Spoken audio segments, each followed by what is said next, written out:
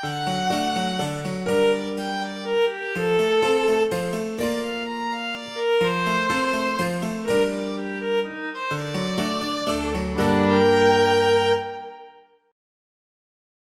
dalam video ini saya ingin menunjukkan cara menyiapkan dan menggunakan ragi alami dalam sebuah resep. Apakah ragi alami saya selalu siap untuk digunakan atau ada waktu di mana bakteri dan ragi lebih efektif? Jawabannya adalah saya bisa menggunakannya kapanpun saya mau. Tetapi waktu terbaik adalah menggunakannya ketika dia berlipat ganda setelah saya lakukan penyegaran. Jadi sekitar 3 jam atau 3,5 jam setelah penyegaran. Malam ini saya ingin membuat pizza karena sudah beberapa hari tidak makan pizza. Dan saya akan tunjukkan bagaimana menyiapkan ragi alami yang saya perlukan. Untuk resep pizza, saya memerlukan 120 gram ragi alami. Jadi, sekarang saya akan mengambil setengah dari jumlah yang saya perlukan. Ini adalah suatu trik yang mesti diingat daripada melakukan banyak penghitungan. Mari kita lihat tabel ini.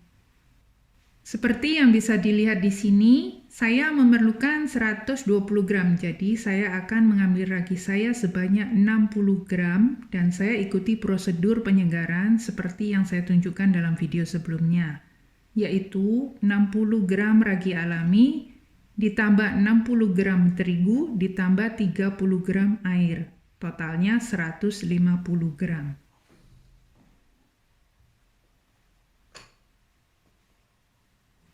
Lepas atasnya dengan gerakan memutar sambil ditarik dan dibuang.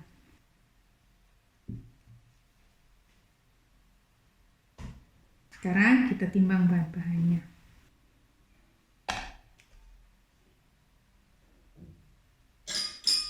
Ambil ragi yang diperlukan dengan sendok.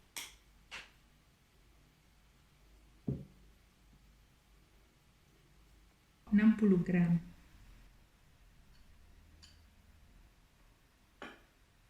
(60 gram terigu dan 30 gram air. Masukkan semua dalam mangkok dan mulai uleni.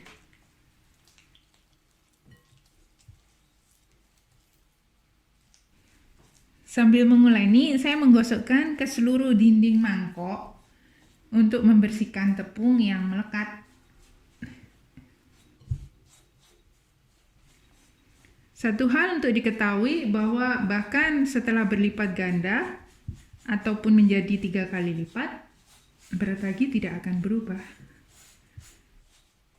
Jika sekarang saya melakukan penyegaran dengan berat 150 gram, setelah 3 jam atau 3,5 jam, ragi akan berlipat ganda. Tetapi beratnya tetap 150 gram. Bila saya memerlukan 120 gram untuk membuat pizza, adalah lebih baik jika memiliki 150 gram ragi, karena bagian atasnya yang terpapar udara selalu dibuang. Jadi, saya ambil ragi yang saya perlu untuk membuat pizza, yaitu 60 gram. Yang penting gunakan telapak tangan bagian bawah untuk menekan adonan yang dekat dengan ujung pergelangan. Praktisnya lakukan hal ini setiap kali menguleni.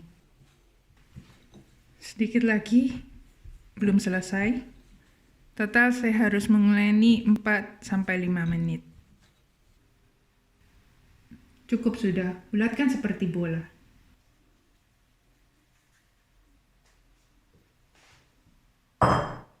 Saya ambil gelas yang lurus sehingga saya bisa mengontrol saat dia berlipat ganda. Masukkan adonan bulat tadi dan tekan ke bagian dasar.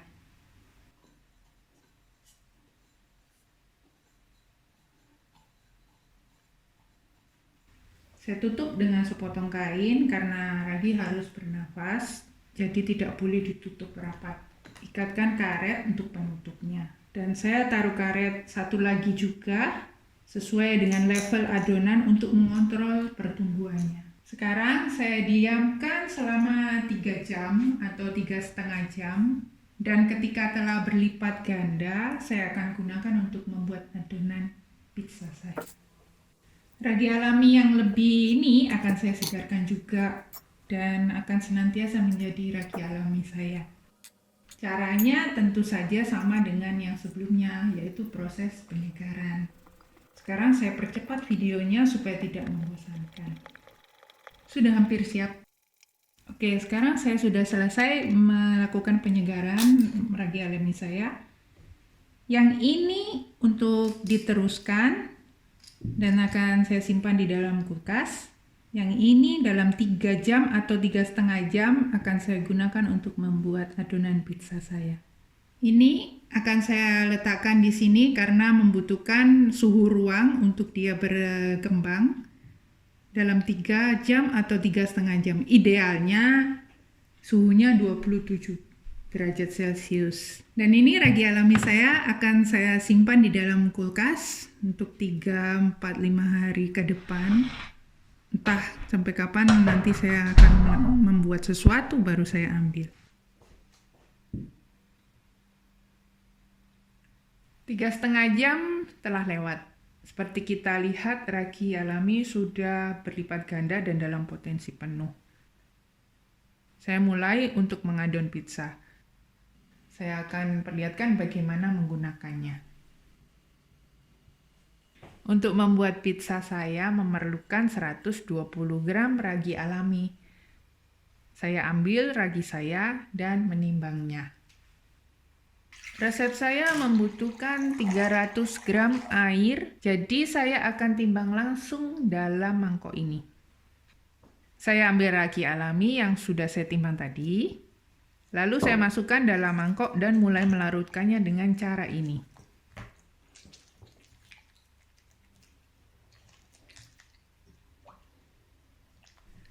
Gerakannya adalah begini, remas dengan tangan mengepal, dan biarkan air keluar.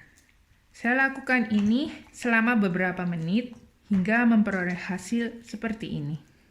Oke, seperti yang kita lihat, warna air berubah menjadi putih, seperti susu kedelai. Tidak perlu larut sepenuhnya, begini sudah baik. Lalu saya tambahkan terigu yang diperlukan sekitar 500 gram, tetapi untuk ini akan saya tunjukkan dalam video lain. Yang saya perlihatkan ini adalah metode favorit saya.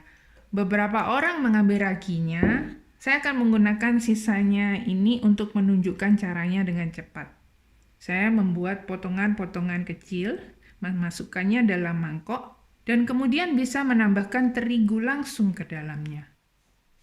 Hal terakhir yang ingin saya sampaikan tentang ragi alami, berapa banyak ragi alami yang diperlukan dalam resep-resep saya?